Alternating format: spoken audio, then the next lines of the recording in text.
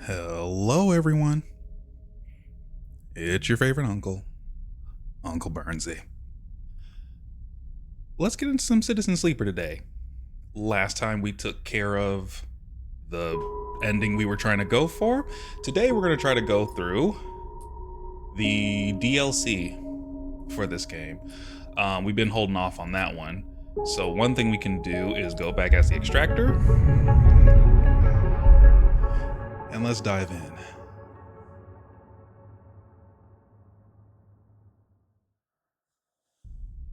For those of you watching on the YouTube side of things, welcome back. Hope you like the content. Like and subscribe as always. And otherwise, let's get into it. So we did the Lem and Mina bit. So what I want to do actually is, I think there's an ending in here, so I'm going to just go through this real quick and skip through until we get to the part where we, instead of getting on the ship, we wait. So let me do the Lem and Mina bit real quick. I want to do the wait. So this is, this is just Lem and Mina. Love them too. For those of you that missed the last episode, we basically got on the ship, and what sucks, or what was really heartwarming, was that, yep, you're going to a new planet, but along the way, Lem died. Mina grew up over the course of that ship ride, and you died as well from basically old age. So she lost both of y'all, but she got that new life, probably a chance to see the, a planet and rain for a change. So they're out there, and instead of calling out to Lem, I'm gonna wait. Something stops you calling out to Lem. Maybe it's fear or nerves, or just the need to take a little longer in this moment before your world changes once more. A decision was made, you reason, and there's no point in rethinking it again and again. All you can do is move forward in its shadow until so many cycles pass that you forget it was ever there. Sleeper, we are here. So they basically... Hi, Mina. She's vibrating with excitement. We tell them that we got... we got a friend that helped us get these IDs, all that good stuff. We're going up to the line. And I'm going to try to say, wait. You wait for a moment. You need to wait for a moment. This is all happening too fast, changing too much. There are so many questions you have, so many threads to catch hold of, and yet here you are, boarding a ship to who knows where on a journey that will take decades. Reconsider. Is this really what you want? How will you even survive? You suddenly feel dizzy, unsettled. You can make out the concerned look on Lem's face as you hold back. The guard gestures again. Mina's eyes, looking back at you, are so bright in the starlight. But we're going to break our heart today. We're going to stay on the eye. You can't do it. You can't get on that ship. You turn away quickly. Try not to look at Lem to meet their eyes. When you reach the far wall, you turn back. The scene continues in front of us as if nothing has changed. The next set of people are boarding. The crowds are still getting... Dang, we gotta hurt their feelings like that? That's tough. The sidereal horizon still blinks, its yellow hole bright against the stars. And there are Lem and Mina gliding up towards the docking bridge, bag in hand. Lem is facing away, focused on the steady climb, but Mina is in his arms and is facing back towards you. You watch her face, confused, sullen, but twinkling with a growing excitement as Lem carries her forward. As you watch Mina, you think about your future, about the future you might choose. You know one thing for certain, that future is on the eye. You no longer have any enthusiasm for being carried forward by the dreams of others, for grand futures that unfold like angelic wings across the horizon. The future is being made now on this spinning ring, among its people and its systems, and you are sure of that. But as you watch Mina disappear into the entrance of the sidereal horizon, and much later, when you watch the ship pull away, you feel a sense of longing, a longing to be carried, not by the systems that spins the suns or the corporations that run the colonies, but by love towards an uncertain future, just as Mina was. That, you think, is the future you wish to make here on Erlin's Eye. Yay, let them go. Nice. Will it actually put me back on the because some endings don't put you there.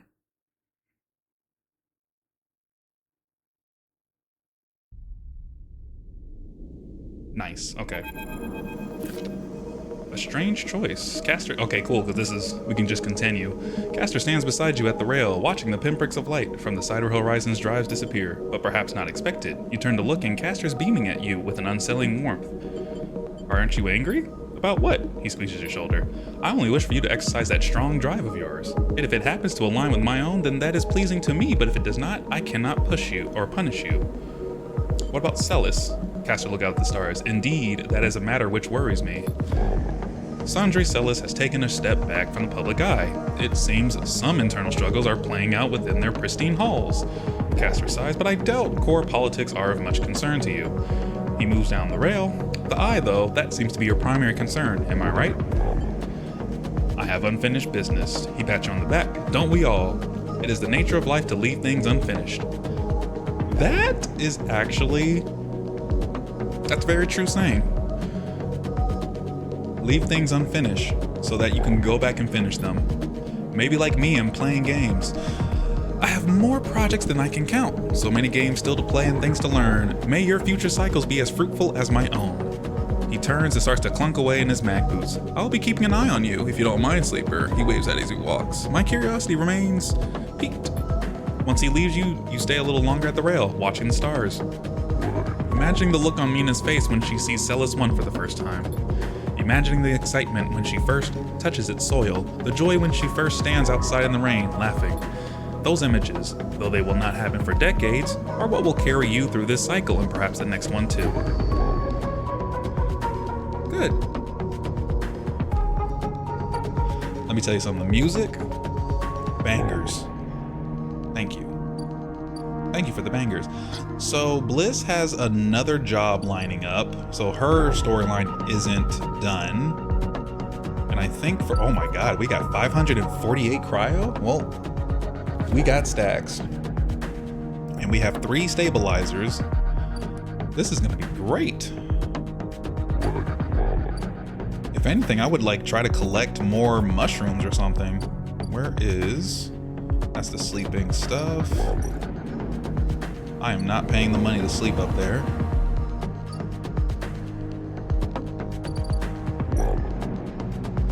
Let's cross. I might try to actually start some more mushrooms.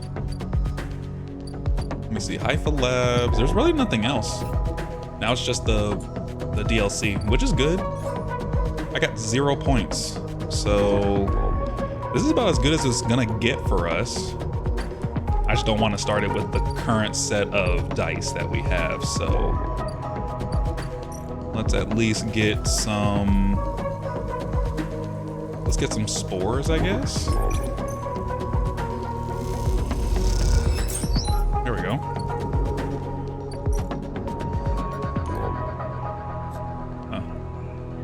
Oh, I see. I just now realized that. That's cool.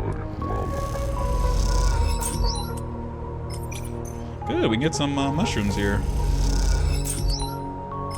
I don't know what they're about to ask for me from this place, but we'll get those mushrooms. And we need energy. Where can we get energy from at a short notice? I think that's gonna have to be over here. I'll definitely go pay for some energy. Because let me see, if we go full, we'll just be back at 3, so... Yeah, let's go to Emphasis Stall. It's very cheap to eat here. Okay. I kind of want to start the day off with some dice in hand for the DLC. Because I don't know, I just want to be overly prepared. So in this case, let's just put a scrap. Hopefully we don't need scraps. Let's end the cycle here. I'm thinking we may try to just maybe try to complete Bliss's stuff too. I kind of just want to complete Bliss's stuff. I don't know if we'll be able to do it in the midst of the DLC, because I heard it was a timed thing. You definitely need to get on the stuff now. Ooh, this is a good roll. But I think we can go ahead and start it. Because let me just see how many days we have to wait for Bliss to get stuff going. It's gonna start in 1, 2, 3, 4, 5 cycles. I feel like we can try to do them at the same time. If we don't, we don't. So let's go and start that mission over there. Okay, cool. Let's germinate some spores. Never know if you need more mushrooms. At least I know I can make stabilizers now, and I can even sell extra for money. Okay. So let's start Flux. Episode Flux. Completing the supply goal will begin the episodes, but be aware that it is intended for late gameplay. Let's do it. Let's get into the DLC. Even I'm excited. I don't know what's about to happen. Ah, it's Peak. Cautious XPR Spacer. You came! Peak smiles as you walk into the Climbing Briar's cargo hold. Behind a gloomy Ash. I guess Ashy? Ash? Love the tone muscles. Love the hair, love the tone muscles. I love the fit. Thank you. They brought mushrooms as she tosses the mushroom caps onto a crate, raising her eyebrows at Peak. Peak gives her a look. Thank you, Sleeper. They pick one up and sniff at it. Are these edible? Try it. Peak squints at you and the mushroom before delicately putting it back down. I'll wait. We're not so used to fresh produce. As she's securing crates as she speaks and doesn't look up, Hawthorne doesn't have much in the way of farming. Hawthorne? The installation we grew up on. Ash wipes off her hands on a rag. XPR loves to name their property after natural things, but that's about as far as their relationship with plant life goes. XPR? This is an interrogation? She glares. Either way, we are done with that place, which is all you need to know. As she leans back against the crate she was securing, we're going to need more than a few mushrooms if we want to help those refugees, though. What do they need? Food, water, components, a whole lot of things.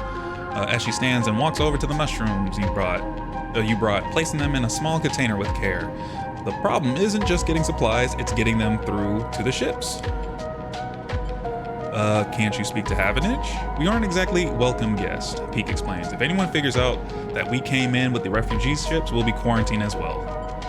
Why is there a quarantine?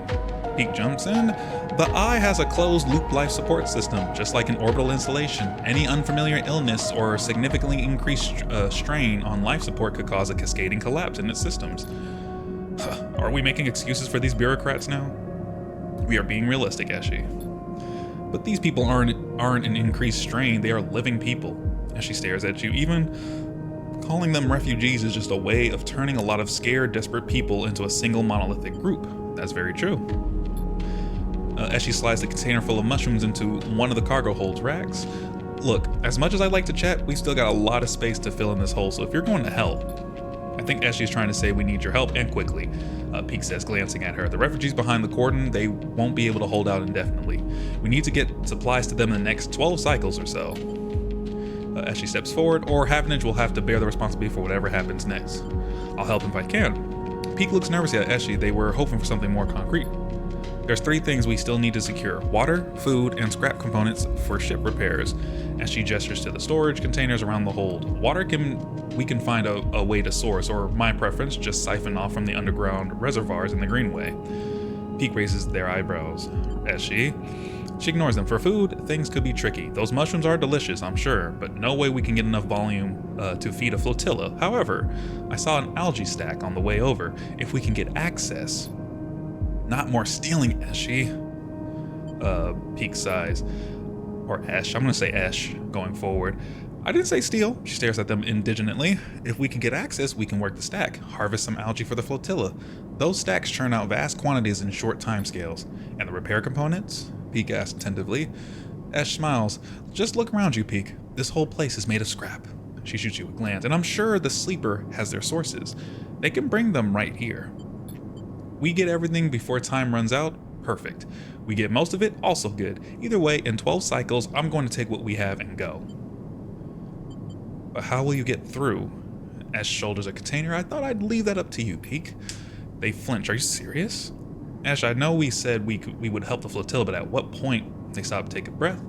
Take this seriously, Ash. I don't know the first thing about breaching a quarantine cordon. Maybe not. Ash looks at you, but they might. but they might. They slipped out from an SNR facility, didn't they? Plus, they've been here longer than us. You're always trying to get me to find help. Well, here it is. She gestures at you. Help! Pete glanced between the two of you. I swear to... I need to think this one through. Meet me at the Cordon in a couple of cycles, Sleeper. Maybe we can figure something out. Meanwhile, you can help me acquire the supplies. Discreetly, she smiles. We have to keep this quiet. Keep Havenage out of the loop. Once they get suspicious, this is over for all of us. This all suddenly seems a little too real, too dangerous. You've only just found your feet on the eye. This is not a time for causing trouble. Come find us. We'll be out there trying to pull this all together. Ash goes back to the hold to start packing another container. Peek, come help me. Pete glances back at her. Sleeper, look, we didn't choose this either. They lower their voice. Help us finish this. We set up a base camp on the Broken Spoke. You are welcome to rest there in any of the cots while we work on this. We are in this together. Peek, and they walk back into the hold to help with the container. As you leave the climbing briar, you look out at the broken edge of the eye's ring, where Havanage's cordon lights with tiny red lights. What are you getting yourself into? Hopefully. What else? Scrap for the... Okay. The flotilla needs food, water, and components. You might not be able to get all of them, but Esh will take what they can get. Okay. So we just need scrap components, which... Peek's plan. All the supplies in the world are nothing without a plan to get them through. That's Peek's part in this. Input 8 scrap components. Well, I don't have 8 scrap components on me. I hope we can buy them. Oh, shoot. Negotiate the access. Okay. So that's 1. This is for water. We have the engineer. Havenage alert. Okay. Okay, that's 1 other part there. What else do we have here? We have not the farm stacks. I do have a stack of cryo here, so we can go and try. Oh, let me see if we even have the ships here. Here we go. I would like to buy some scrap.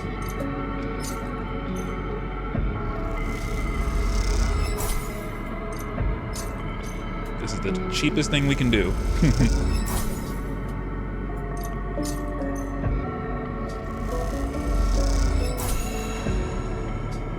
I'm not wasting a dice here. What we will do is, 1, let's set the flotilla aid. So I'm just double checking. Nothing here. We let Lem and Mina go. Great. I don't know if there's any other place we can actually buy some components here. That's for cryo. I don't really need that. The fabricator is only just for a ship mine, which that was only used like once. And that's pretty much it. Okay, let's go back. Let us help these people. So we got water, that, and then whatever we can find scrap. That's what the waste are for too. I will help with water. That is more important. And we have engineer at 2, so...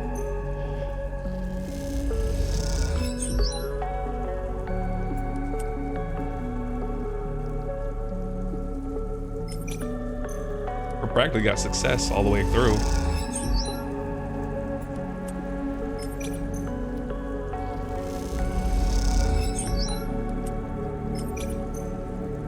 Siphon that water.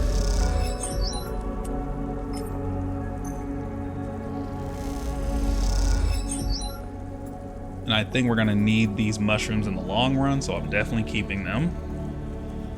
And I got 3 stabilizers to keep me up on 5, and I can even grow my own, which is a whole other thing too. I just won't use anything yet. Otherwise, I think Bliss will let me know when she's ready. That's gonna take some time though. I don't want to split between Bliss and that though, you know? Okay, let's go to sleep then. Guess the dorm's fine. I don't need to do anything here, so let's end the cycle.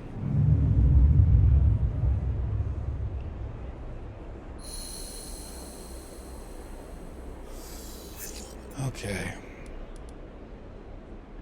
That's 3 guaranteed successes. And I went basically to 2. Yay. I would like to put this in. That's engage. You'll get algae. So 1, 2, 3, 4, 5, 6. I need 6. Oh, interesting. But let me at least continue on the water. The water's taking longer. Okay.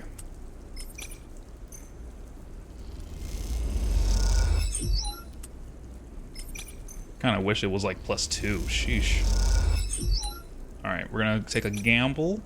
Hopefully we can get a neutral or positive, please. There we go. Tucked into a service corridor deep below the reservoir, Esh is double-checking the seals on the water tanks loaded onto the motorized trolley. Though you are far enough away from any thoroughfares not to worry about being overheard, you both still speak in hushed tones. All good? She nods silently and hits the ignition on the trolley to start it moving. You take the other side of the trolley and walk it up the wide service corridor with its flickering lights and soleim detritus. You doubt it gets used by half an inch, at least that's the hope.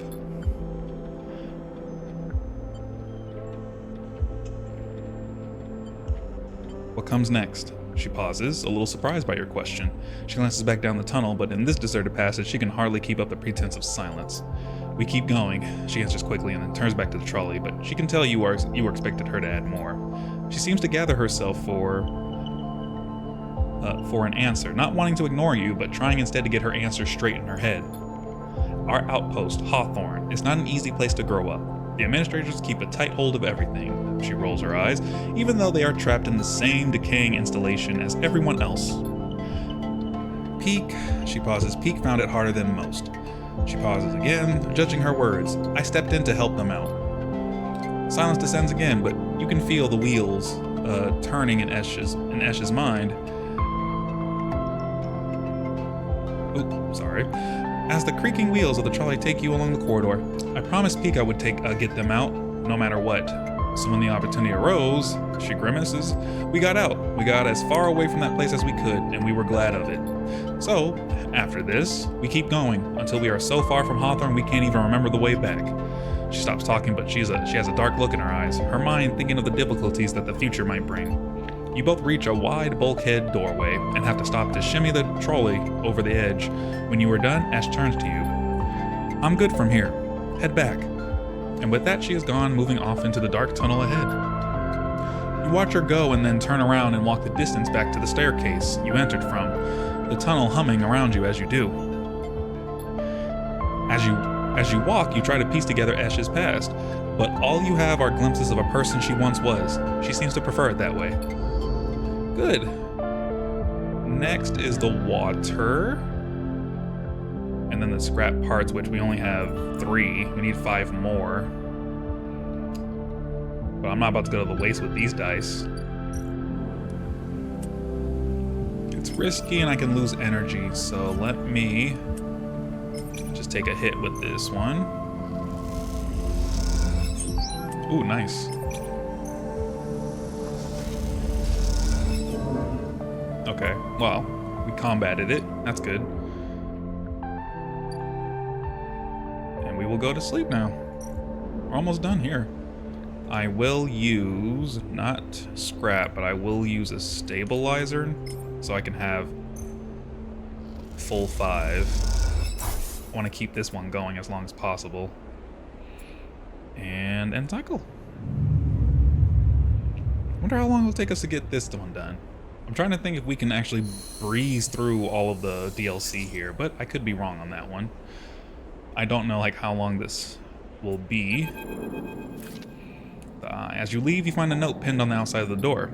It reads, Sleeper, there's something you need to see. Meet me at the coordinates as soon as you can. Just keep heading around the ring until you hit the flotilla. I'll be waiting. Peek. You pocket the note and glance around the corridor. Looks like you are doing this. Time to make a plan. And we are starving, which is fine, because we will go get some energy real quick before we start doing the water. I'm gonna double, because I can re-roll this at any point. I'm gonna double check how much we need to get the water. Let me just get some food first. I'm starving.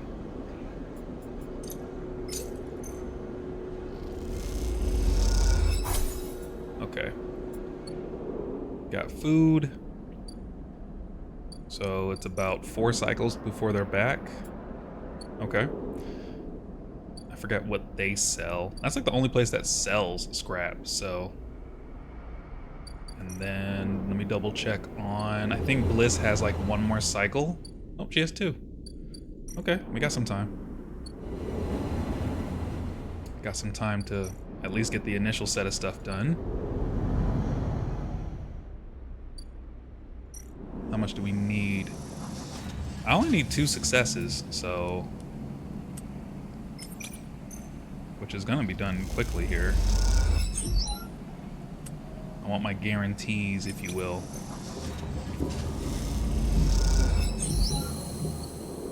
Boom. And this will take... and we can accelerate the growth. Interesting. This will take 3 cycles. Okay. And if you get a success, it is just +1 on the algae growth. And then -2 energy if you fail. Okay. I'm gonna come back to this one. If that's it, I might just pour all the dice into it. What's in here? Same stuff as always. Complete active scenes, of course. Let's see what Peak has to say. Peak's plan. Okay. All the supplies, that's part of... are nothing without a plan. Okay. Oh, here's Peak. Ah, there they go. Sleeper. Peak catches your attention from the shadowy corner they were leaning against. Any trouble getting up here? This place is huge. It certainly is. Haven't have been busy. Come, take a look at this. They beckon you over to a nearby window which looks across the ruined wig to the blinking red lights of the Havenage cordon. The cordon's temporary structures, a net of metal struts meant to detect and dissuade any ships from entering or leaving the flotilla, jut out into the black, and all around the tugs flit, securing them in place and tending to the red blinking drones that demark the quarantine. It's an impressive and worrying sight. What do you think? Peak interrupts your thoughts. How would you get through? Create a distraction. No, we don't want to just go for, I say, use one of the tugs. As an escort, you mean? I doubt we could fit all the supplies on one of those tugs, but if it seemed like the Briar was being officially escorted through the cordon, Peak squints the red lights, but then we'd be stuck inside. Peak turns away from the window and rubs their forehead. Esh has really wrapped us up in something here, hasn't she? The question is spoken under their breath, and they don't seem to expect an answer. The silence grows. Why are you helping the flotilla? Peak looks up. You don't think it's a worthy cause? They pause. We ran into them when we escaped Hawthorne. Ash insisted we investigate their distress signal. I'm not saying we shouldn't have. Peak stares out the window at the distant blinking lights of the arrived ships. It's just... Peak brushes back their hair. Forget it. Let's focus on the plan. They flash an easy smile. It doesn't matter why. We are the ones who are going to help him. The way I see it, there are 3 parts to making it out through that cordon. They gesture out the window at the strange structure. Deception, distraction, and speed. We'll need all of them for a clean passage through. Deception means tricking the cordon security into thinking that we are meant to be there. Maybe a tug escort would work. Anything that makes the Briar look official. Distraction, meanwhile, will be all about diverting attention so that no one looks too hard at what the Briar is doing. If we can create a gap in the cordon scanning and deterrent systems, that should keep them busy. Finally, speed will mean making sure the Briar is ready to roll. Perhaps we can do a little work on the ship to get her ready. As Shirley wouldn't mind. They lean back on the window. How does that sound? Risky? Well, yes, there's always going to be risk. That's how this works. You've got to be on board with that. Peak looks down at their slate. 10 cycles left. They glance out the window at the cordon nervously. 10 cycles to gather supplies and to prep this plan. It's tight. Very tight. Peak looks at you. If this goes wrong, Peak sighs, just get out, okay? They squeeze your shoulder. I'll follow Ash anywhere, but you don't need to get dragged down with us. Okay. Good. I don't need to have any more guilt than I already have. Let's get to it. I'll tell Ash about the improvements to the Briar and the rest. Let's explore the cordon as best as we can and look for openings. I have no idea what guardian angel sent you to that sleeper, but I'm very glad they did. Good. A new drive, which is breaking the quarantine. Scope the cordon. Why not? So that's part of the plan. So engage is a +2 here. I'd rather just come back. Let's finish up the other stuff first. The water and the food. Although, this will take care of itself, though, without having to speed it up. Yeah, that's just to speed it up. I think we'll be okay in starting this process here. So this is a +2, but dang, it's interface. If I do this 3 over here, that's at least a guaranteed, like, positive, if not neutral. Or I can risk some energy. Let's try this one. Nice. I won't put these over there. I'll rather just have the +2 from engage. Good, I'll take it. Lost energy. Okay. That is perfectly fine. And we can wait on the food. I'll just sleep right here.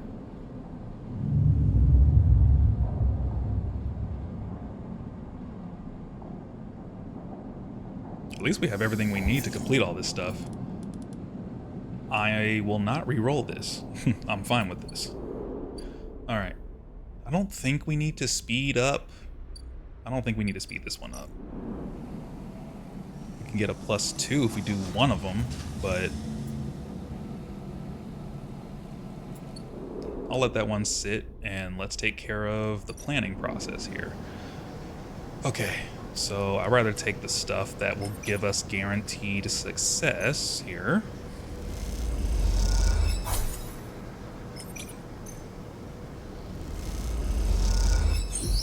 There you go. Oh wow, it just splits up. The canteen, the cordon operations. Ooh, okay, so that's interface.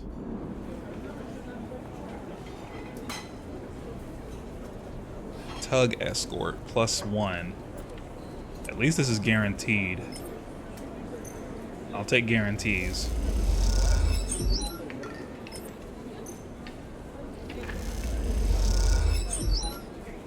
I don't want to put a 1 in there, though. It'll turn to a 3, but that's a... Oh, it's a chance to actually lose cryo. Oh, I could lose some cryo. I'll take the risk. And we gain suspicion. That's fine, though. We're almost done. Nice. And then the hangar requires engineer. That's perfect. That is perfect. Perfect. Everything's going according to plan. And, okay. Actually, before I do that, let's go and check to see if we have scrap coming in.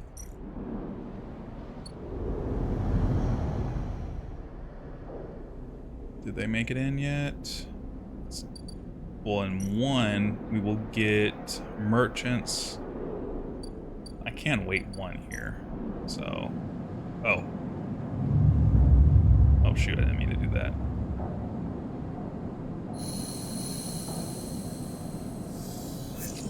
Okay, good.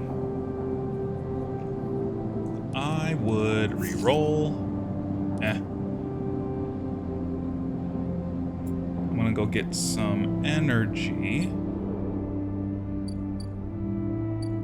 Let's get a quick bite at emphasis stall.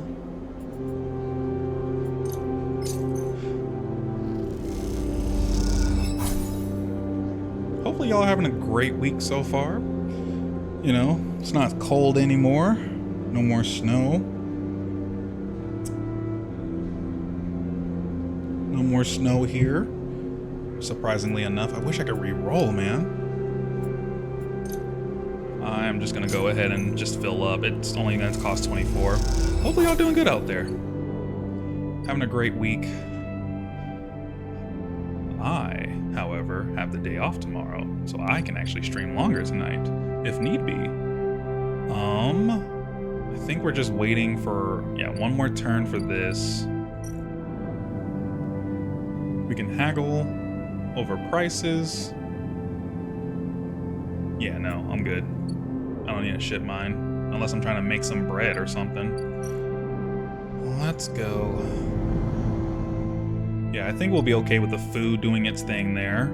I don't think we need to waste dice.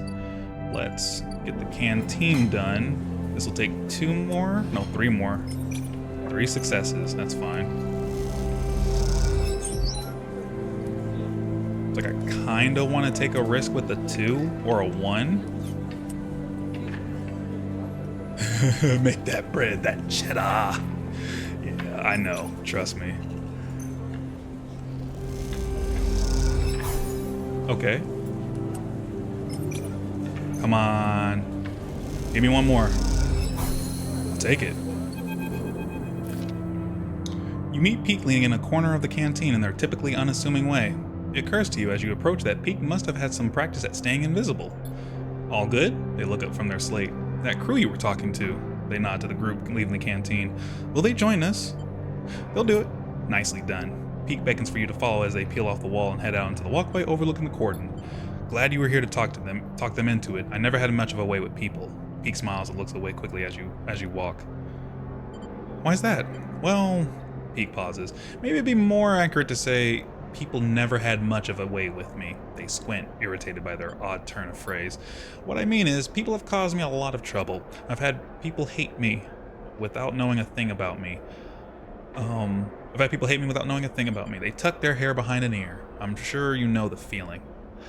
They tend to ignore me. That sounds nice. Peak laughs a little. Peak leads you around a corner, heading into back to the main cordon on this way. I appreciate you coming in and helping us out on this, sleeper. On talking to the crew, and well, you know. Maybe after this insane plan is done, we can talk properly. They keep looking ahead, and you realize they are nervous. I'd like that. Peak smiles, looking down at their feet. That's settled then, they say to the floor. I better report the news to Esh. We have ourselves a tug escort. Peak stops at an intersection. See you soon, sleeper, and please take care. And with that, they drift away, their head down, their gait changing as they do, their practiced invisibility shrouding them like a cape. Were they an assassin or something before? Like a spy? Gotta whip the hair back and just creep. That's what I think. Crew canteen. Is this just like an extra place to... Oh, I see. I see. Is that suspicion? Oh, it's across the whole way. I see. Okay, so that's interesting. So let's work on taking away suspicion. I think neutral and positive should help me out here. That's perfect. And let's start, that's engineering, which we're experts at, so let's just start an interface here. Let's just have a guaranteed positive. Whew. And I got some cryo. Make some money along the way. And I think we'll be able to get scrap the next day. I'm going to use another stabilizer. And the cycle, I think Bliss is going to come knocking at the door.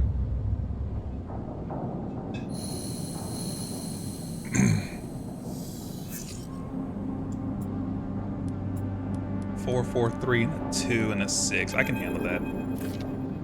Sleeper, long time. Moritz is smiling at you when you leave. Clearly happy to see you again. Moritz, good to see you. Same, same. He rubs his hands on his jacket. How you been? Working hard, I bet. Well, you are always welcome to hang at the bay if you want. He glances around. Actually, that's what I'm here about. I know Bliss said she didn't want to take any more big jobs, but she's changed her mind, or something. Because now we have someone looking for a refit of their ship in our bay. You would not believe it? They want their entire ship disarmed, cutting out defense arrays, weapon lockers, ship-to-ship countermeasures, the whole lot. He leans in. We'll be able to start an arms dealership with all the hardware we'll have up there when we are done. He laughs. Anyway, it's a massive job, and we need some hands. Bliss said to go get you. So come on up. Bliss is waiting on you to accept the job. It'll be good to have you up there again, like old times. Sure, buddy. Actually, let me check on that.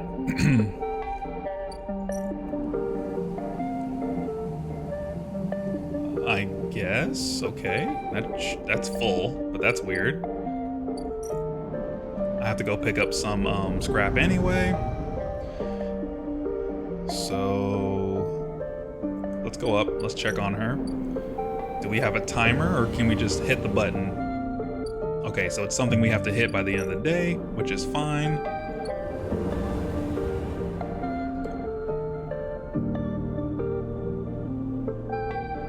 Yeah, that's fine. I can wait another day. Here's a scrap freighter. To endure. Get 15 cryo each time. Let me buy some scrap, please.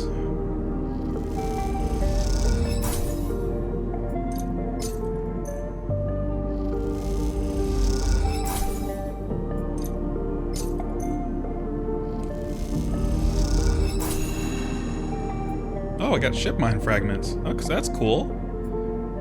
Don't know if I need a ship mine, but I can hold on to it. Kind of wish it gave me more scrap instead. Only have 4.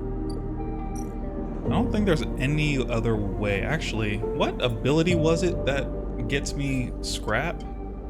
It was chance to gain random scrap item on engineer action, so that's where we'll get it. So, which is perfect. You know, I'm gonna have to do this, so before I even go over, let's just take care of the cutscene with Bliss, and let's see what she has to say. When you enter the bay, it is weirdly quiet. Moritz must be out on some errand, and maybe Bliss is prepping the kit. Sleeper. Oh, wow. Oh, wow, I did not expect her to be here. Oh, I don't know how to feel, because I think I got the bad end of her story, but let's just see. Ankita is drifting at one side of the bay. You missed her completely when you came in. The idea of not seeing Ankita when you entered a room would have seemed unlikely to you several cycles ago. But seeing her without her armor, she seems smaller, less imposing. What are you doing here? I was about to ask you the same thing. She kicks off from the wall and comes a little closer. So what is this? She asks. Come to avenge Ashton or his sleeper, or just looking for another payout? Her anger is familiar, but quieter than before, restrained. Girl, don't start. I don't want to fight. Then why are you here? She looks away, and you can tell her anger isn't directed at you in particular. It radiates off her like a fire. You better be ready to sign, comes a shout from the bay entrance, because, you better be ready to sign because I've got my best repair tech coming up here especially, and they are going to... Bliss glides in and suddenly sees herself when she sees you and Ankita standing off. Oh, Sleeper, you're already here. Miss Cassetta, this is the tech I was telling you about. Best on the... She stops, looking between the two of you. Wait, do you two know each other? You and Ankita look at each other. I'm not tied at her. I feel like I made a bad decision. I'll just say we work together. Bliss squints at you both before continuing. Bliss produces a slate. Now, Miss Cassetta, if you'd like to sign our damage waiver here, we can start on the decommissioning. She looks at you. My tech here is eager to get started, as am I. Ankita scrawls her signature across the slate. Thank you. Bliss pauses. And everything is okay with the special payment terms we discussed? She gives Ankita a strange smile. All fine, says Ankita, giving you another hard look. Then she kicks off and drifts to the entrance. I'll be in the gimbal, she says, and leaves.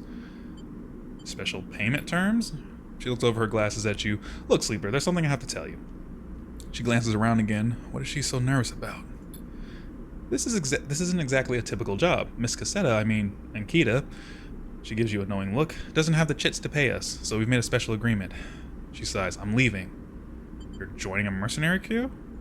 Don't make me laugh. Ankita's an ex-merc. Why do you think she's getting us to remove all her ship's armaments? Amber. The ship is called Amber. She gives you a funny look. There's some deep history here, huh? She holds up a hand to stop you answering. Look, all I care is that she is heading for the Starward Belt. She looks off out that bay. That's where I'm headed. She turns back to face you. Also, I wanted to ask if you'd like to come with us. I don't know. I would. She interrupts before you answers. I know things have been hard for you on the eye, and you helped me so much. I asked Ankita if she'd carry 2 of us, and she said yes. Moritz will take over the bay anyway. Although if you say you are welcome to help him run it, I just thought you might be in need of a fresh start as much as I am. She turns away nervously. Think about it anyway. The berth is here. The berth is there. We've got to finish the job first anyway. And with that, she kicks away and heads to the racks. Before you can offer an answer, moments later, Moritz enters with a new cutting torch for the disarming of the ambergris. The Starward Belt. You push your thoughts to the back of your mind. Time to get to work. Ooh, another way off. I think this might be another ending. I kind of wish I had the good ending here. Let me see the ambergris. What's it looking like? Y'all think I can just finish this one like now? I feel like I low-key can because it's +3. So 3, 6, 9. 1, 2, 3, 4, 5, 6, 7, 8, 9, 10, 11, 12. I'm curious.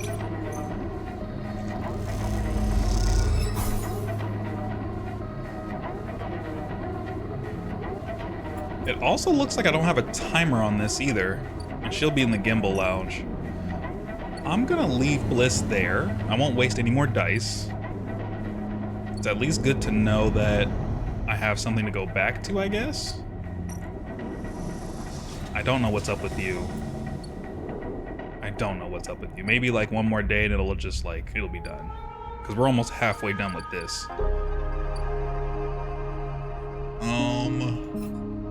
Prepare for the run. Okay. So we did all of these things, except for this one. This is like the harder one. I have successes here.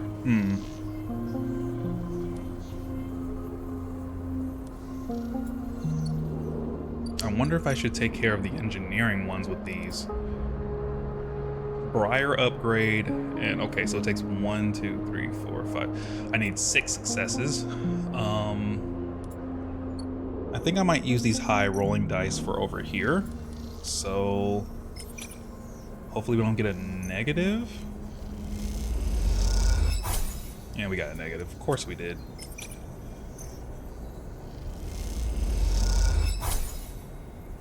Really? Okay.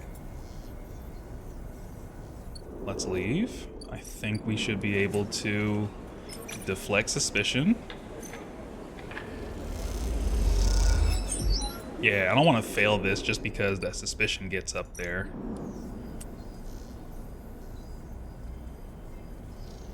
Yeah, I'll take an instant success here, I guess.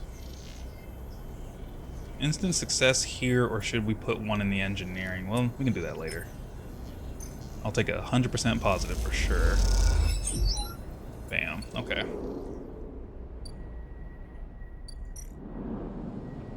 And the cycle, I think we'll be okay. Yeah, we'll be okay. I can even make myself another stabilizer now too. I forgot about that.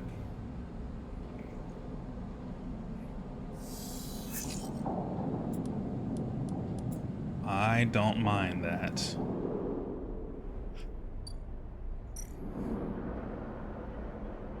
Yeah, we're not doing this one yet. I might even put my 1 over there, maybe. I need 2 guaranteed successes.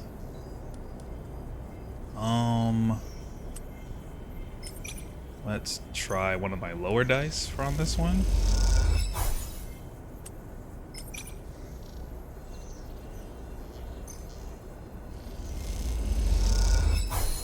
Got it. Okay.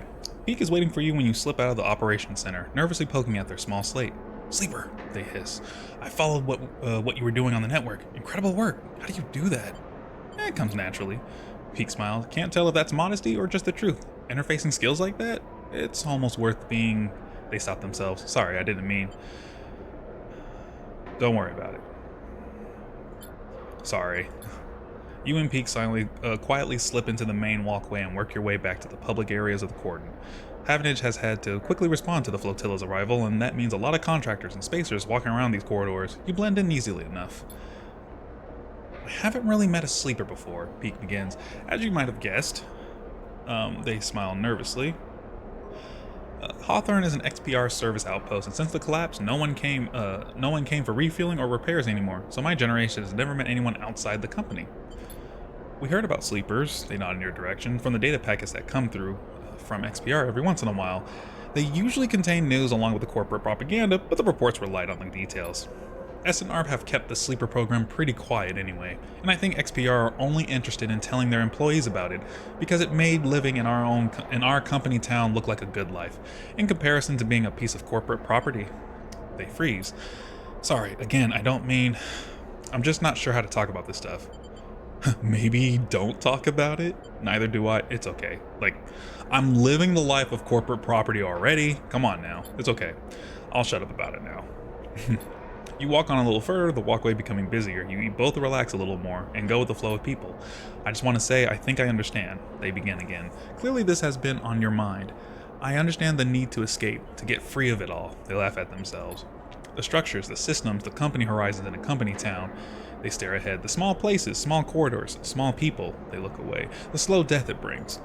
That's it. They turn to you. I get why you signed up to be a sleeper, and why you escaped from that too. Yeah? I nod. You try to form words, but you can't. There's altogether too much running through your head. But you look at Beacon, they look at you, and that seems okay for now. You walk in silence again, each of you in their own thoughts, but moving together through space nonetheless. After a while, you come to the entrance to the cordon, where handfuls of workers and crews filter in and out through two huge loading bay doors. Okay, I'm headed to the Briar. Once again, incredible work on the sensors. That blind spot you created, that should give us a real advantage. See you soon. They head off, disappearing into the crowd almost immediately, outrunning their own nervousness. Nice. And now, what's over here? Is it like, no, it's just sabotage. We have a high amount.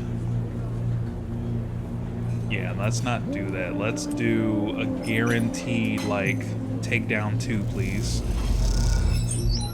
Thank you. I don't play with that.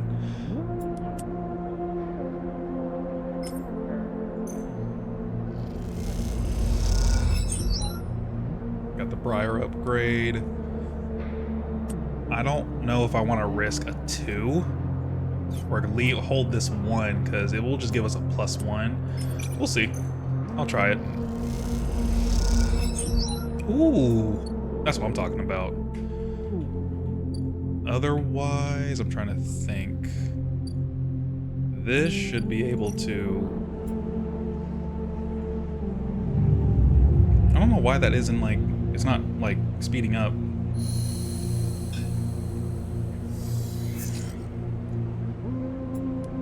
So 3 successes. I'm gonna let this hold here. Is this supposed to... It takes time to grow.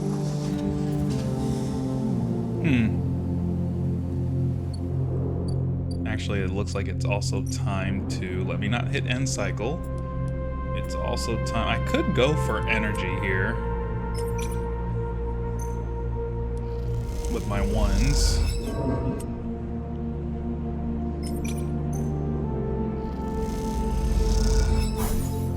Perfect. Okay, and let's double check, not on Bliss, but when is the scrap supposed to come in? Oh, it's already here. Oh no, this is the same one, and they're just loading. Gotcha. We can make it go by faster by putting 1 in. I think that might be a good investment, at least to help out. Just to speed this process up. Thanks for the energy. And some money. You can never have too much money. Okay, so let's put this... I forgot about the waste. Get a scrap component, just 1. I don't think that's worth it. Not for a dice. Let's go back up here. Let me put those into the engineering ones, because these are going to be 2 successes.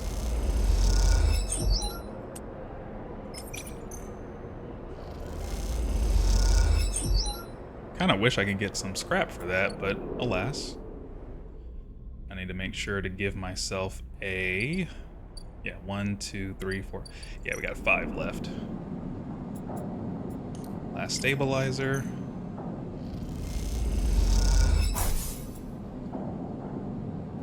And the cycle. Because I need, what, 8 scraps? Sheesh.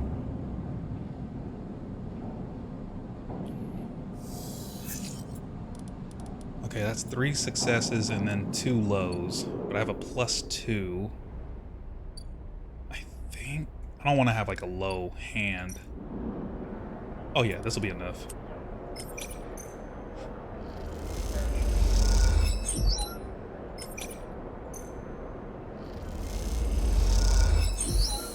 Here we go. Pete grins as you pile the ion thruster sets onto the motorized trolley in a derelict loading bay.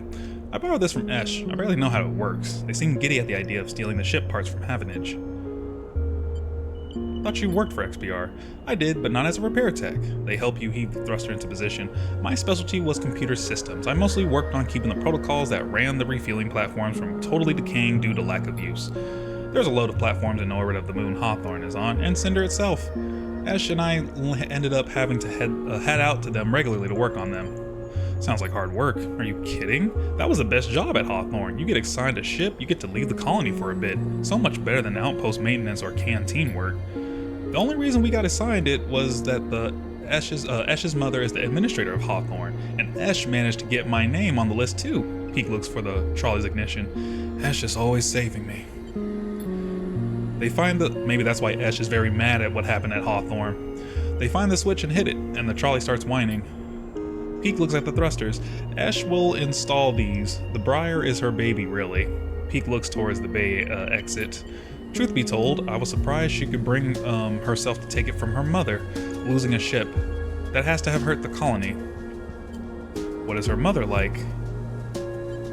I don't know if I want to just ask about her. Yeah, what's her mother like? Tough. You have to keep control of a services outpost with no services to provide. Peek looks away. It's a tough place overall, Hawthorne. And Ash's mom, she likes it that way.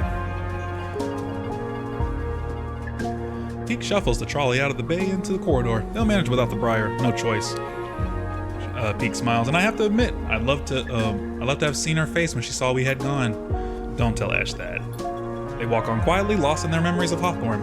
Okay, I think I can manage the rest. Peek brushes their hair out of their face. You've done more than enough this cycle. Peek looks over the thrusters. Once these are fitted, the Briar will handle better than ever. You might even get a thank you from Esh. Peek laughs. They head off into the corridor, the trolley whining its high-pitched whine. See you soon. And that's it. Cool. So I think we're good. 1, 2, 3. So we have 4. So we just need the scrap. Food, water, and component. I don't like how the food isn't here. I don't really like that. I don't know why it's... Why is it stuck here? Oh, harvested. Wow. Wow, we had to harvest this whole time. And you'll lose algae growth. Oh. Interesting, okay. And then more algae growth. I see. So you can keep harvesting. Oh, that's interesting. I will take a risk with the 2. Okay. And then we'll lose energy if not get some algae growth. I will take that over there. Good. Okay, so we have how much? 4 cycles left. That's fine. It's the scrap I'm really worried about. Actually, did I already check over there? If not, I'm gonna probably sleep over there so I can go get the scrap first thing. I wish there was a place I could buy scrap straight up. Like, consistently. I can steal shipments, but it's random items. And then I know it... I think she said that she needed mushrooms, I thought. This is 150 cryo, 80 cryo for 3 batches. Okay. That's just to make money. I have enough money. Kinda wish Castor could give me some scrap. I'm really tired I didn't keep all that scrap. Yeah, I think did I already buy from you?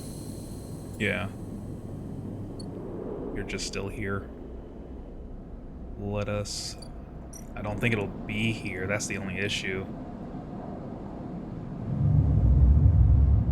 I have to figure out how to get some scrap in a short period of time.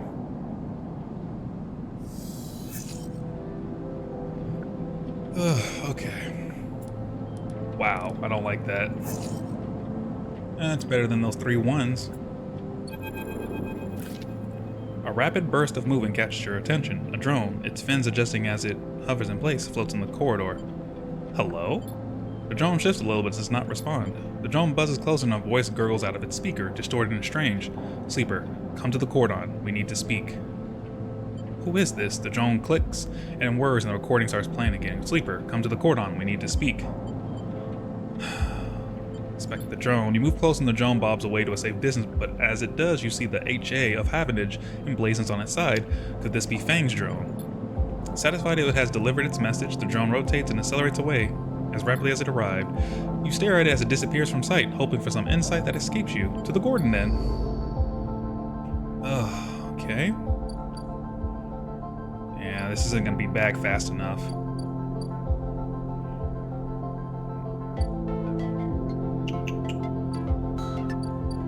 It's gonna be tight, y'all. I don't know if we were gonna be able to get that, but let me get some food from Emphas.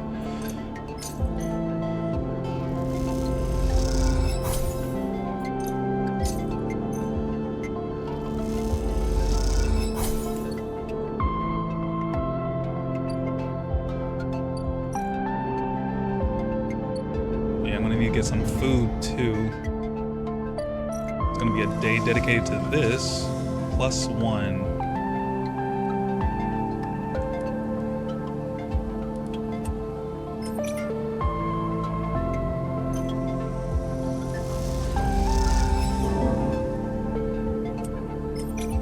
Well, might as well take them out here. There we go. Give me more growth. Thank you.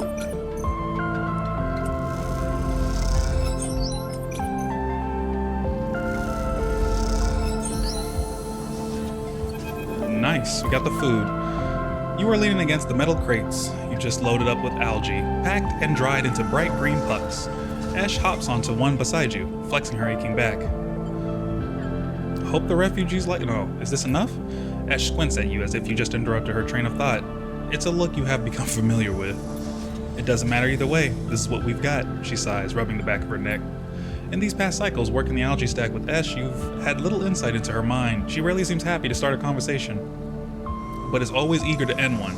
Despite this, you feel like something has grown between you, something silent. Something like silent trust, the kind that tends to seed itself in the fertile soil of hard but necessary work. There's been something I've been meaning to ask. She raises her head, cautiously. Go on. Why escape XPR? She pauses, her protective instinct fighting with the trust you've built. You can see her begin to shrug the question off, then she stops, rethinks, sighs.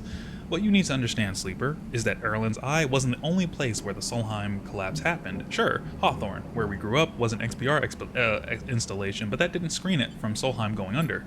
Actually, Solheim was the only reason XPR were even here. She pauses, hesitant to get into the whole story, but wanting to offer something. She flinches, correcting herself.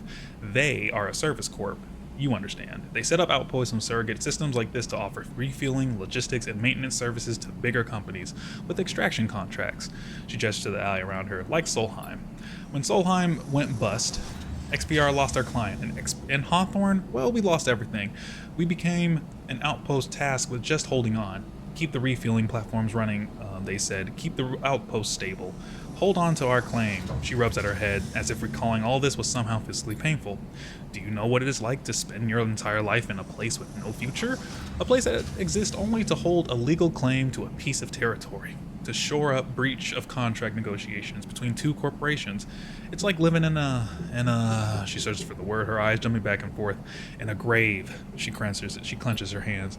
So if you were looking for an answer to why questions, that's your answer. We, Peak and I, know what it's like to be forgotten, to be locked out. She stares hard at the side of the stack, the algae whirling inside the glass in beautiful patterns, and she doesn't look away. The silence extends and you realize the conversation is over. Ash seems angry, not at you, but with herself, for even voicing such ideas. After a while, you stand and start to load the crates onto the powered cargo trolley that Ash will run back to the Briar. As you do, you try to catch her eye, but she avoids it, soothing herself instead with the comforting simplicity of physical work. So hopefully we have everything. We got 3 cycles. We just need the components. I at least want to give them components, but I need like 4 more. Oh, complete active scenes. There's another scene? Oh, the unknown. As you enter the passage that leads through the cordon, a flash of movement catches your eye, the drone. It stops to make sure you've seen it, and then splits into a side passage, leading to a set of narrow stairs. You climb up through the dark shaft, the drone stopping at each landing to check you are following. Despite its lack of expression, there's something overbearing about the way the drone waits, impatiently realigning its fins in sequence. After a long climb, you come out onto an observation platform. The cordon and the vast, ramshackle refugee ships beyond fill your vision. The scale seems impossible, and immediately you feel small and naive for even thinking you can affect this situation. Something shifts nearby. The drone again? A woman is standing at the window, at the edge of your vision. You aren't surprised you didn't notice her. She too seems impossibly small in the shadow of the flotilla. The drone buzzes by her shoulder, and she turns. Sleeper, sorry for all the cloak and dagger nonsense, she nods at the drone, but I have never regretted being cautious. She smiles at a tight smile and holds out a hand. I'm Helen. The tight smile holds, but the drone keeps its single eye fixed on you. The effect is a little unnerving. Look. She glances around the empty observation deck as if checking for potential eavesdroppers. Let's be straight with each other. I know about your plans, and she cuts in before you can respond. I understand your motives. You look at her in her overalls, the yellow markers, the HA sigil. You've been on the eye long enough to recognize a Havenage member when you see them. You are Havenage, though. Yes, I mean, I expect that is obvious. The tight smile again. I hope you won't hold that against me. Ooh. She glances around nervously again and moves a little closer. This entire situation, I am not here to defend it. She glances back at the flotilla. No one is happy about this. Especially not the refugees, she sighs. I'm not your enemy here, no matter what you think. Sleeper, tell me something. What does Havenage mean to you? Hardenhurst. That man, Hardenhurst. Hardenhurst. She squints at you. That was unfortunate. But you should know it was one of our own who exposed Harden, and that has been dealt with. Havenage is used to being criticized. In some ways we invite it. Our members are free to bring up grievances at any meeting, to propose new structures and approaches. She shifts her weight impatiently. As a counselor, it is my duty to listen to them. That is why I was elected by the members. We are an imperfect system, yes, and each counselor, each member, each representative can be flawed. And worse. She looks down, but we keep this place running. That is what we do. And the flotilla? She turns and looks out at the clump of fractured ships. The flotilla is a problem. Can the Eye take in thousands of refugees safely? I don't know. This place is a ruin, Sleeper. What do you think the council discusses? The price of Jarol? We make plans to keep this place spinning, to keep life support working, to ensure... Elaine's slate chirps, and a grim look passes across her face as she sees a notification. She looks tired, the screen light casting her rigid expression in a pale glow. Sleeper, I didn't bring you here to explain how Havenage works. I came to talk about your plan to cross the cordon, breach the quarantine, and supply the flotilla. She looks directly at you. How do you know? She glances at the drone. I make it my job to know what happens here. I know you think you are helping the flotilla, but you cannot do this. Right now, halfway along the ring, one of a countless series of debates are being held. These debates are to evaluate the potential harm that could be caused if the refugees of the flotilla are left to enter the station. These debates are at a standstill. Elaine walks to the window. Too many in the Havenage Council think of the flotilla as a threat. After recent events, a hardline group has emerged. Protective, selfish. They seek only to benefit the members. In their mind, the flotilla is a danger to the life on the Eye. If you are caught crossing the cordon and breaching the quarantine, it will only strengthen the hardline counselor's case. Criminals who stole a ship from XPR undermining the security of the station? She shakes her head. Is exactly what they want. The refugees need supplies. They do, and that's exactly what I want to give them, but unless the quarantine is lifted through a fair process, they will never get them. She sighs deeply. And those ex-XPR spacers you were running with, Sleeper? Do you know anything about them? More than I know about you. She looks at you pleadingly. Let's change that, Sleeper. Why do you think the refugee flotilla came here now? Something is happening in the system. Something is pushing people out of colonies and outposts that have survived since Solheim collapsed. We need to be ready for whatever is coming, ready to protect the Eye. I know the Eye means something to you. I know there's a reason you are still here. Help me protect it. Elaine fixes you with a strong look. Persuade those spacers that this is the wrong move, that they will get caught, and the flotilla will be locked down. That Havenage will be delivered. into those with the worst that habitage will be delivered into those with the worst instincts. Forget this suicidal supply run with people you barely know. Help me fight for the eye. Why don't you stop them? If I expose the plan, it's the same as if it goes ahead and they are caught. Every way I look at it, the eye looks compromised, the quarantine justified, the hardliners get their scapegoat. Don't offer up the excuses the hardliners need to lock the flotilla out altogether, to persuade the members they are the safest pair of hands. She looks at you imploringly. Please. You look back at her and the flotilla behind and sense a desperation in her plea. A notification breaks the silence. Shit. She rapidly scrolls through the pages of data. Sleeper, I need to go. She looks torn.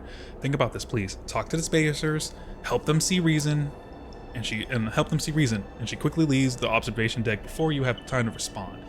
So this is interesting. You stay for a moment watching the lights of the tugs in the flotilla and wonder what it feels like to be on one of those ships, so close to your destination yet so far from it. And then you think of the Havenage Council chamber across the eye, where the right of these people to find safety is being debated. You shiver, and then you too are gone, back into the stairwell and the cold dark below. So I guess the choice is we can either somehow try to convince the flotilla to not go, or we can just still go through with the plan, which I guess that's our two choices here.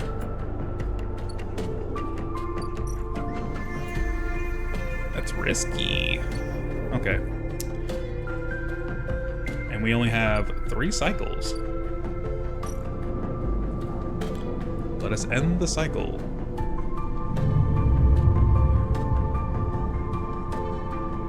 And those 12 cycles go by quick. I will say that. Okay, that's not bad.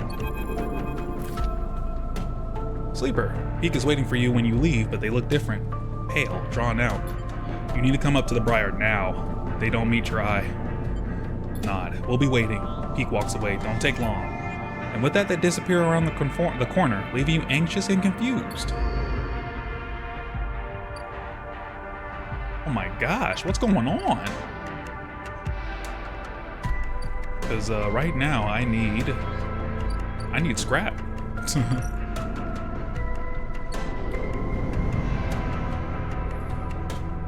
I need scrap.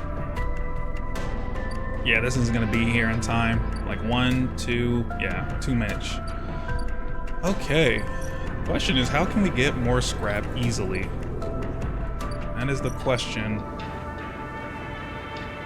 I wish I could just buy more straight up, but I cannot.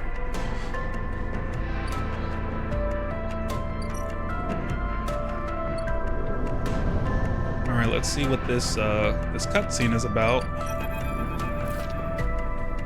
As you walk into the Climbing Briar's cavernous bay, now filled with crates and containers, Esh is waiting for you. In front of her, sliced open with its insides, scattered across the top of a heavy-duty crate, is an object you recognize, Helen's drone. You freeze. Come in, quick. Peak nudges you into the bay, looking behind you before sealing the entryway. You have to start being careful. You move closer to the container, your eyes on the drone, splayed out in pieces, some parts of it hooked up to a slate that Peak picks up and begins tapping away at. Esh looks up from the dissection. You caught it buzzing around nearby, heading for the ship. She leans over and taps the HA sigil on one of the removed pieces of plating. It's a Havenage spy. We think we got it before it sent data back, but we can't be sure. Ash cuts in. Have you noticed anyone watching you? Any drones like this? Anyone following you up to the Briar? I can lie.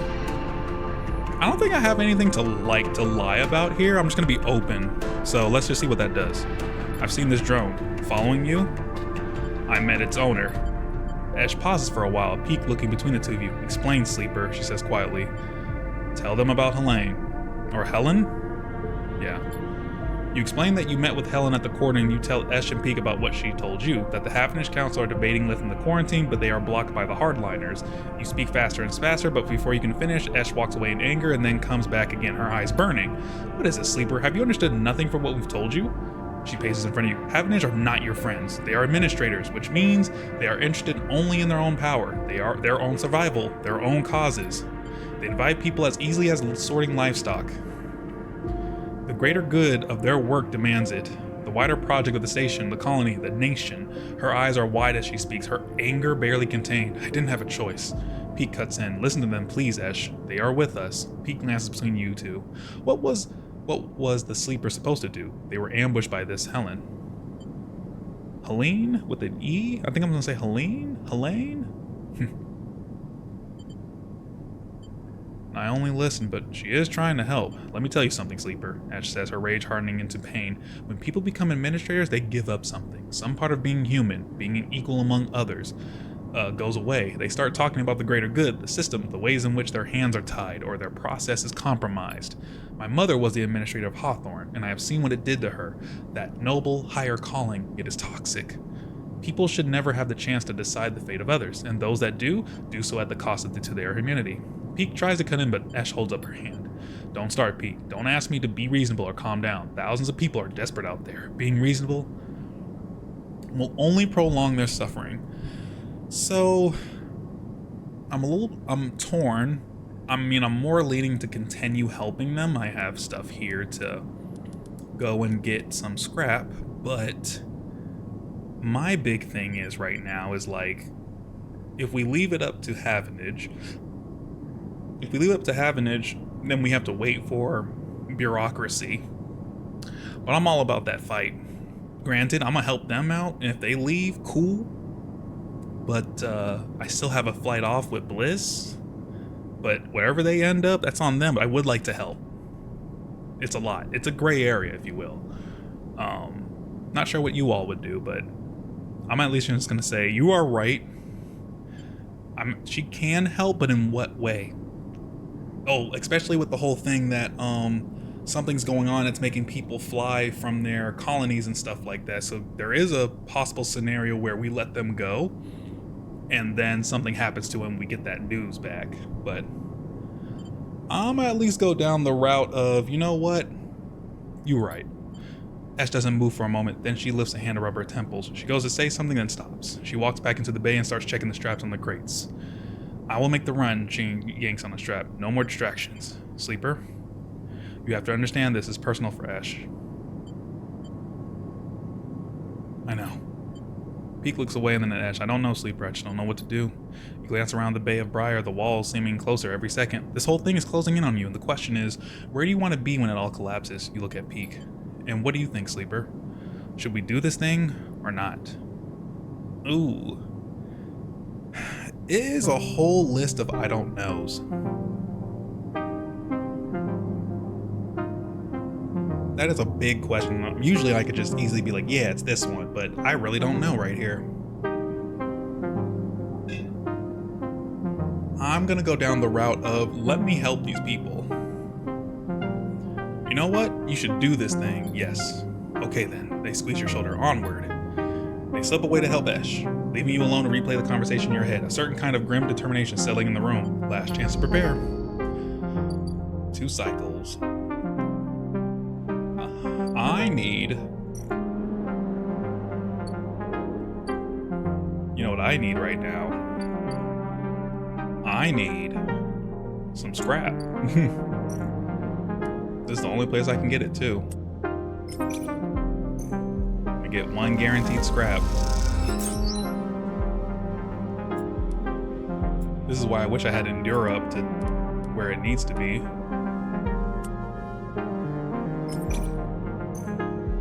Let me get a scrap.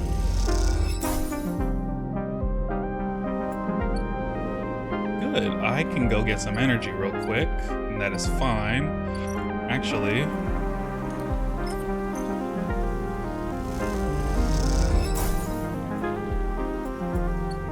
gonna make me one of these. Yeah. I got enough money to get some food, that's for sure. Let's just hope these 3 dice are enough to get me 2 more pieces of scrap.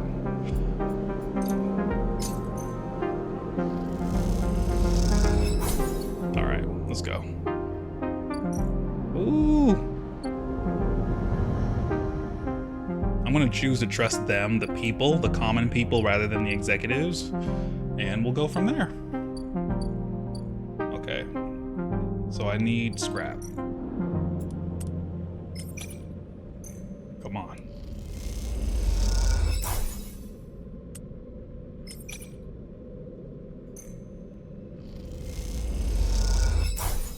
There we go.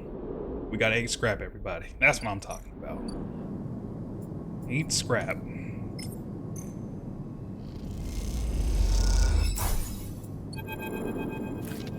You look over the pile of scrap components lying in the briar. You look around. The bay is empty.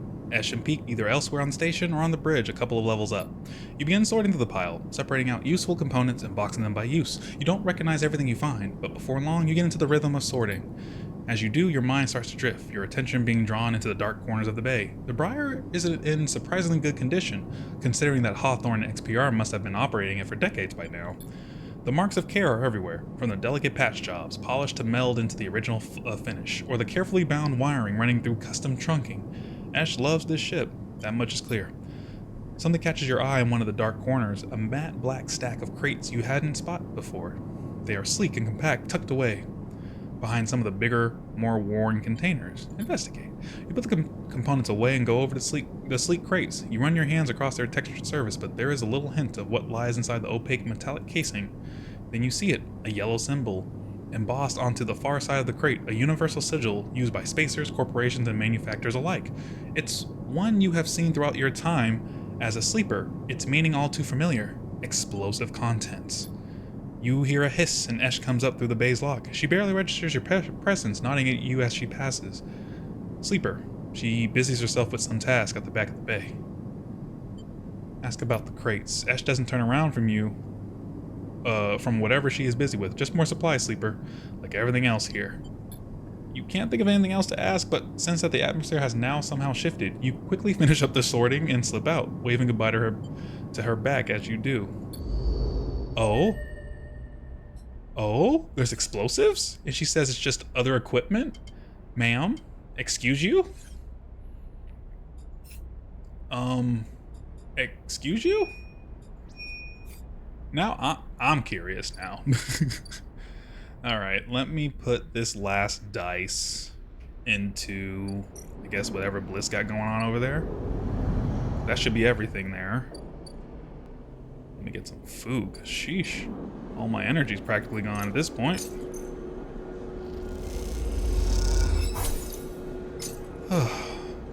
So, I don't know how to feel.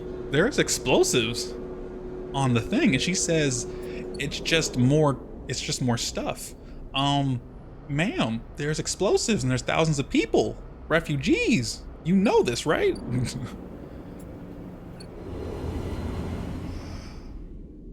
Things are getting too spicy for the pepper out there.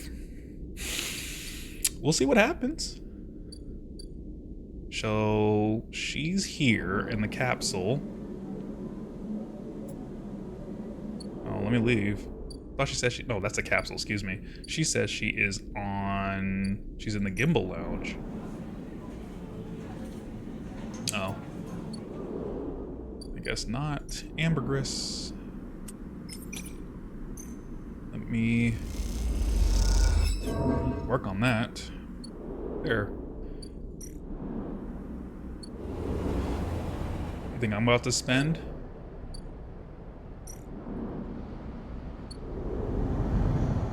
I don't know what's going on, so, why is there, I don't even want to sleep there.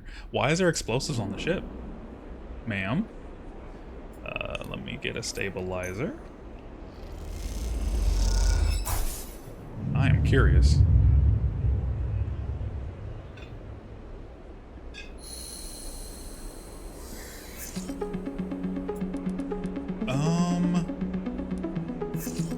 That's better.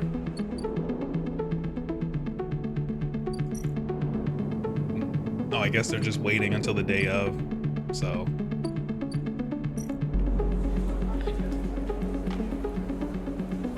I don't know why this is even here. Is there anything else we gotta do? Prepare for the run. Breaking quarantine. I don't think there's anything else. I think that was it. Yeah.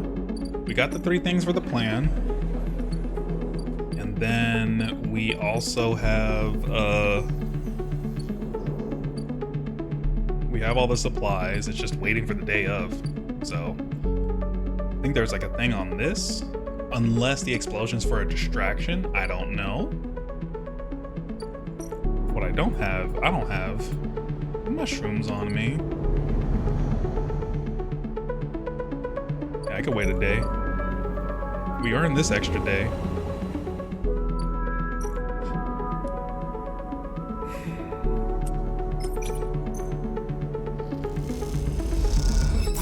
I ain't got nothing else to do. Oh, I'm about to say. It's just another scrap. I was like, I thought we got something good. My bad. Can I finish this here? Oh, we can finish this.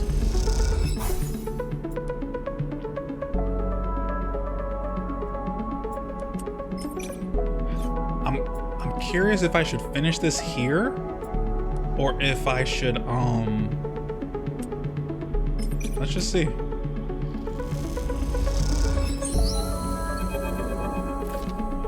Amber looks better than she ever has before. Bliss has done an incredible job of cleaning up the hole, and despite the exterior changes being limited, she has the impression of being lighter, somehow sleeker than before. Moritz drifts by. He has been loading up the final equipment onto Amber. It turns out, Ankita will be taking her weapons, but packed and ready to sell at the first Starward belt port she hits. But now that Moritz is done, he seems in a kind of daze, floating back and forth aimlessly. You okay, Moritz? What's that? Oh, right, yeah. Packed and stacked. He smiles a weak smile. Was hoping Miss Cassetta would let me keep a warhead. For what? I don't know. Just might be a cool thing to have around. Hey, Sleeper. He looks down. Did you know Bliss was leaving? You understand now. She told him. That's why he is like this. I did. He nods distractedly. She said this place is mine. He looks up around the bay like it is suddenly some vast space he doesn't know what to do with. You'll do a great job. He looks down at you. Hey, thanks. He smiles. I appreciate you saying that. Not many people believed in me before now. First Bliss, then you. He's had a good come up. He actually stole from this place. And then Bliss, instead of Bliss like putting him to the authorities, she was like, you want to work for me? Looks like you need money. A dark look suddenly crosses his face. Hey, Sleeper, there was something Bliss said. He meets your eye. Are you going too? Before you can answer, Ankita glides into the bay, a massive crate on her shoulder. Sleeper, you coming or what? Bliss is already on board. She stops by the terminal, holding herself in place. Moritz looked at her with a dazed expression. I think we can get this ending here during this stream too, and then come back and do the other one where it's like, nah, he can go on without me. So let's see what happens. You look at Ankita. She's keeping it together now. She's packed all those bad feelings down someplace where you'll never see them and built a tough foundation on top. She may not be a mercenary anymore, but you imagine most people would think twice before trying to cross her. Well, she looks at you. I'm not eager to spend another moment of my time on this station unless I have to. She pauses, looking between you and Moritz. She sighs. I'll give you a minute. And she kicks off with the crate, taking it to the end of the bay, where the Amber sits docked. You look back at Moritz. I'm going. I don't know what's going to happen to those other people, but I'm going. Moritz looks like he might pass out. I get it. He steels himself. It's the right decision. Thank you. Hey, thank you for working with me these past cycles. He smiles a shaky smile. I learned a lot. It's okay, Moritz. You'll do just fine, bro. Someone's going to need help one day, and it's going to be you giving them a chance. That's how it works. Hey, look. He moves a little closer. You've got to find what you need. I did. Bliss, this place, you, this was everything I needed, he sniffs. I was in a bad place and this pulled me out. You go find it. Ankita comes back across the bay. The final crate stowed. You coming then, Sleeper? I'm coming. She nods. Well, okay then. Come on over with your things and I'll get you settled. She pauses. I'm sure Amber will be happy to have you. You both glide away from Moritz, his eyes wet but a smile on his face. He waves as you go, dwarfed by the vast bay, and you hope he will make it, even though you know somehow that he will. Ankita helps you through the lock, onto the Amber, and the sense of familiarity is overwhelming. You think about all the time you spent working in these corridors, listening to these sounds, diagnosing those hisses. Ankita gives you a minute before she speaks. Look, Sleeper, I'm not going to go back over everything that happened. I'm trying to put that behind me. She stops, unsure of how to proceed. It's okay. The past is done. I thank you. I don't know if we can begin again, but we can move on. She sounds pained and tired. It's like her whole character's just like, I'm done. I'm just done. I'm giving her that chance to move on. We get at least see the ending of this little side story, then come back and still proceed on the other one. As you move off down the corridor towards the berth, she tries again. I don't think it was that I thought the wrong things about who or what you are. I think I just didn't think. Of you, I mean. I didn't think about how things might affect you. And I realize I've been like that for a long time. Focused, stubborn, willing to get the job done at any cost. She pauses. This is hard for her, but you don't want to interrupt.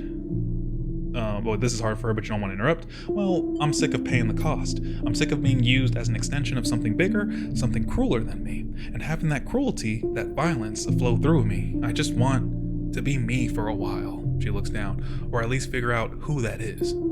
She takes a deep breath. So what I'm saying is, you can get off at the first port we hit in the belt. I wouldn't blame you. It's a smart move. Or you can stick around and we'll see if we can find a way to make space for all of us.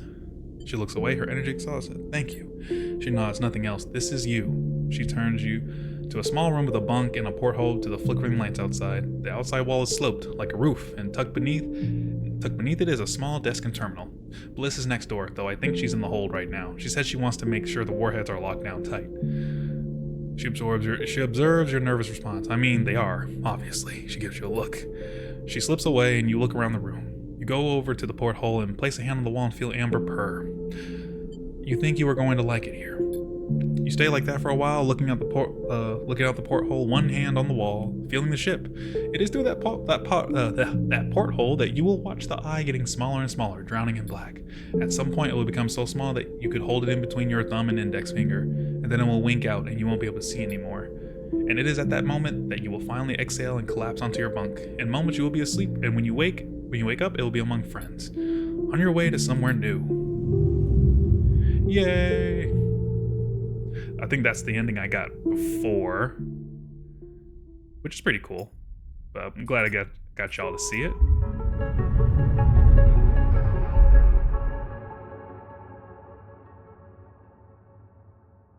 And I think the other one is just to let it go. Yeah, that's after I got the upgrade. Where are we at? Prepare for the run. Okay, cool. Oh. So we're back. Hopefully y'all like that ending too. We can at least finish it up here. Oh yeah, cool. This is where it ended off. That's perfect. Ain't nothing else to do, so we'll get the other side of this ending where they go off on their own.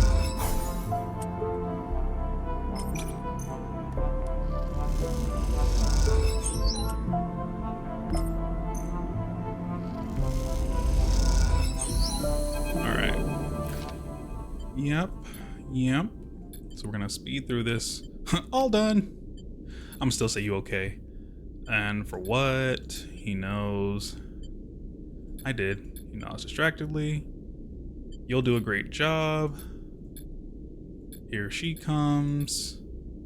I'll give you a minute. You look back at Moritz. I'm staying. He looks at you like you might pass out. Sleeper, are you sure? Are you doing this for me?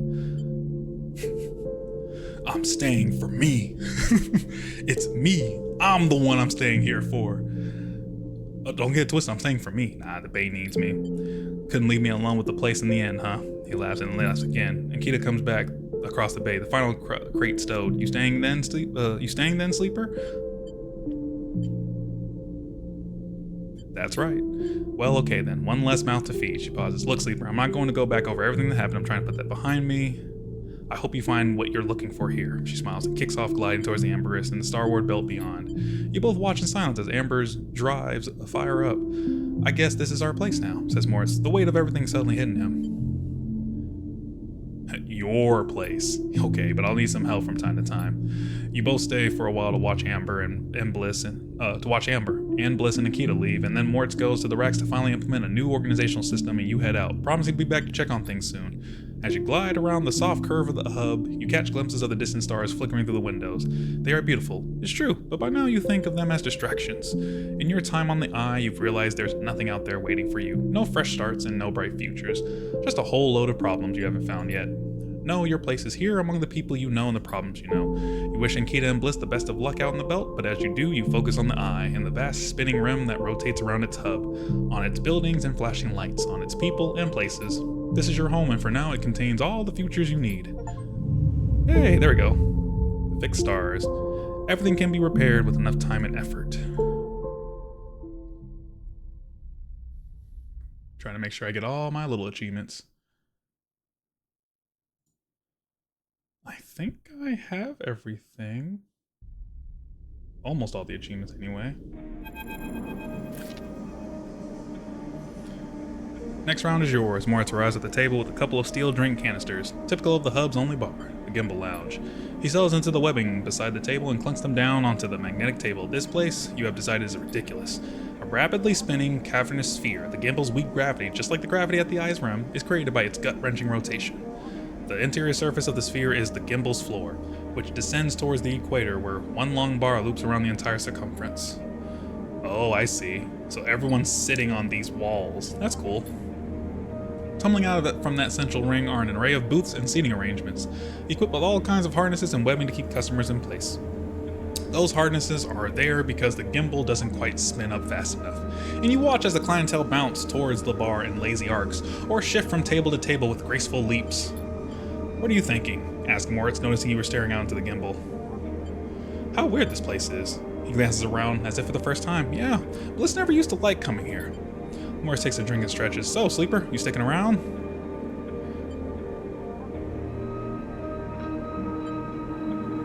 "If you'll have me?" "Of course, I'm going to need help in the bay." Moritz rubs the back of his head. "One cycle at a time, that's how we'll take it. Nice and easy." You aren't sure if he's talking to himself or you. Let's start already. Alright. He lifts his drink for a toast. "To the next cycle," he pronounces and knocks it back. Later, when you finally leave the gimbal, Moritz is still laughing. You help him out of the spinning gimbal and back into the hub, sending him on his way home to the bay. Then you pause for a moment to watch the stars as they spin and spin around the eye. You smile to yourself and think of Bliss and Nikita out there somewhere among those points of light. To the next cycle.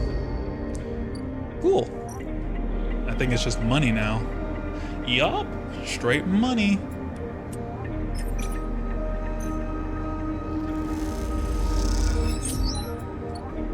Just give me some bread to have for no reason.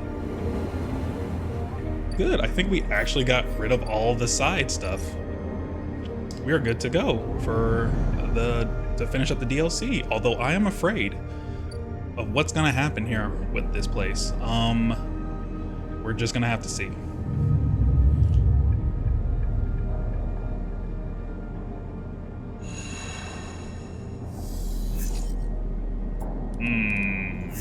Redo.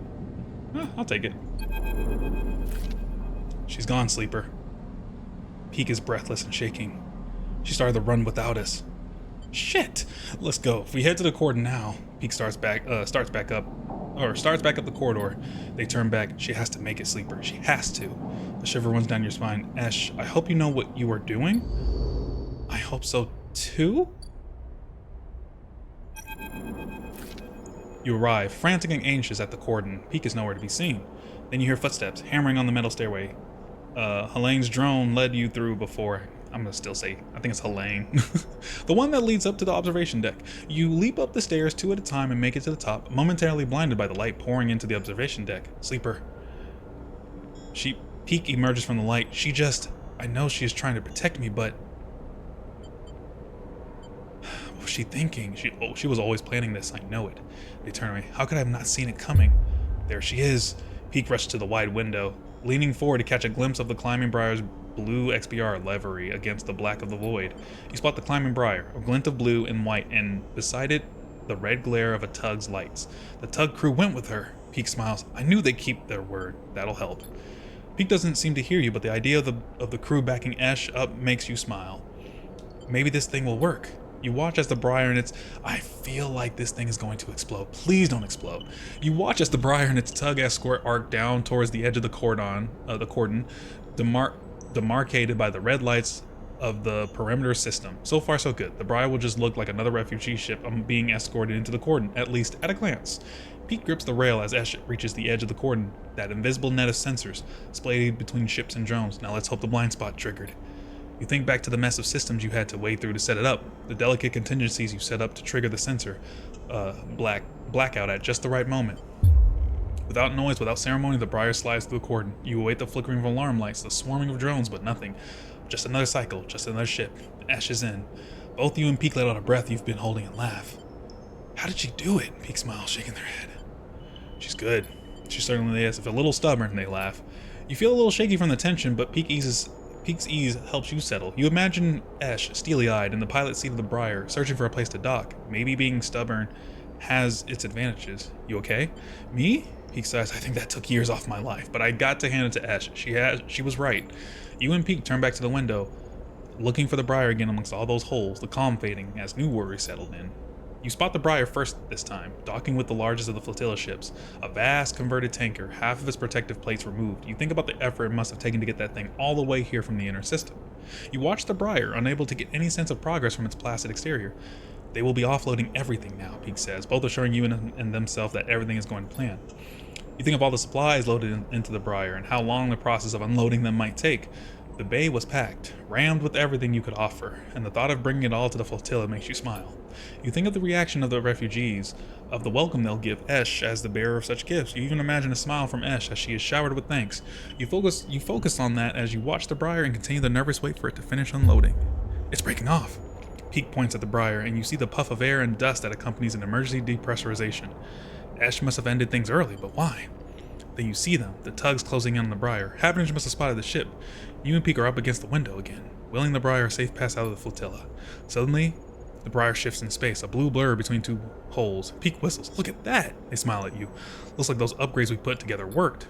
You watch as Ash cuts through the crowded flotilla, the tugs not daring to follow her dangerous path and peeling away. It is hard to keep track of the Briar, and suddenly both you and Peak are searching the black for a sign. Where has she gone? Then all of a sudden she is out, blue against the black, pulling away from the cordon on a wide arc, back towards the station. A clean run. Peak cheers and smiles at you. We did it! She's out! They beam uncontrollably at you, the tension released. You find yourself smiling too, smiling at those two beautiful idiots and their beautiful ship. Then Peak is hugging you, squeezing you with all their nervous energy that had been building. Thank you, Sleeper. We did this together. They step back, still smiling. We did something. Come on. They rush out of the observation deck. Let's meet her. Another upgrade point. I don't think we need it in here, but I guess I could go for, I don't know, interface? Maybe endure. Cool. You and Peak rush into the Briar, finding yourself in the now. Oh, that's right, because they were just making a run. Finding yourselves now in the empty bay. The change is a reminder of what you achieved, and looking around, you feel all the more satisfied. A hiss sounds at the far end of the bay, and Esh enters, looking exhausted. Peak runs up to embrace her, but she sits down on the bay floor before they reach her. You did it, they sit beside her. Esh, you were incredible. She smiles a small smile at this, laying her head on Peak's shoulder. You suddenly feel like you are intruding, seeing the two of them like this, quiet and content. Sleeper, Peak calls, come on over. You cross the bay and sit beside them on the hard metal floor. Ash, Peak asks, did you give the flotilla our chairs? They both burst out laughing at the ridiculousness of it all, at the exhaustion and the worry and everything else. You laugh too. It is impossible not to. And after a while, you all come to a stop. Peak wiping their eyes and Ash shaking her head. You would have loved to see it, Sleeper. Ash says quietly, the welcome I got.